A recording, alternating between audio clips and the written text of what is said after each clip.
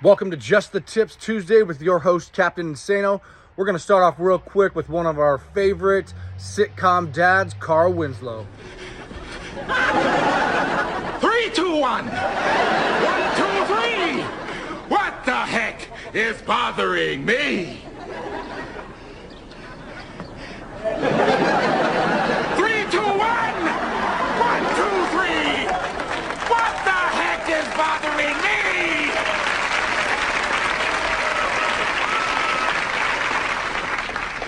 Finally, almost lost it there. Complete control now. I just love Carl Winslow. So the tip I'm making today, or what we're going to go over, is sensory overload. A lot of research I've been doing about people with, brain damage, CTE, things of that nature. They get overloaded very easily with light, sounds, touch, feelings, things like that. And so this has a lot of crossover with like autism, some other disabilities.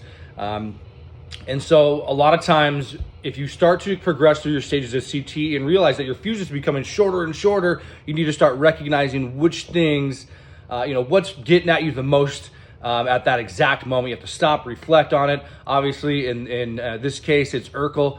Everyone's got their Urkels all around, everywhere. Their work, at home, at play, whatever they're doing, everyone's got Urkels. So we have to recognize our Urkels, and we have to use techniques like Carl Winslow, the 3, 2, 1, 1, 2, 3. What the heck is bothering me? And is it worth fighting for? Am I going to overreact over something that's absolutely simple? So here are a couple of other tips that I've used personally.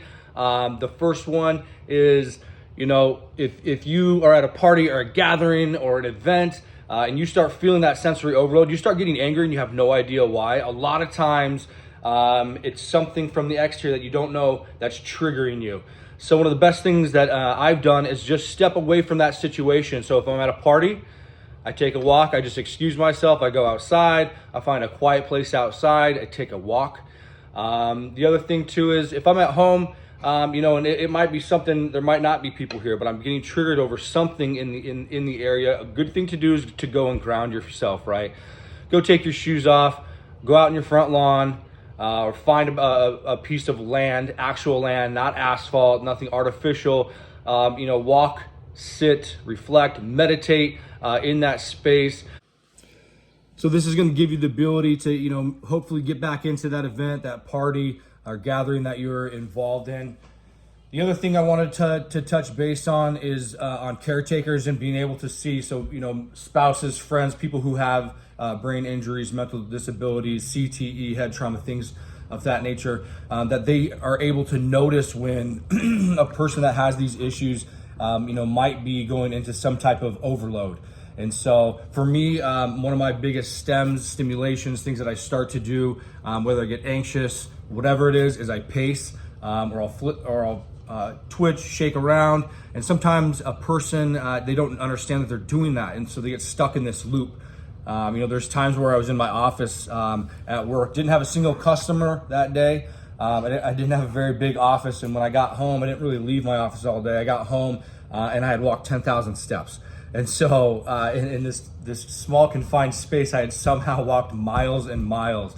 And so if you're able to recognize that in a person, that caretaker, all I need sometimes is someone to come up and kind of tap me and go, hey, quit pacing. Or, hey, you're shaking around a lot. Hey, you need to go take a break. And be able to snap me out of it real quick, because the more and more you're stuck in that loop and in your headspace, like the quicker that energy is continually being drawn from you. You don't want to be there. You're going to get angry. You might snap. You might do something you didn't want to do or wouldn't have done normally. So stay safe out there, everybody. Hopefully you enjoyed these tips. We'll talk soon.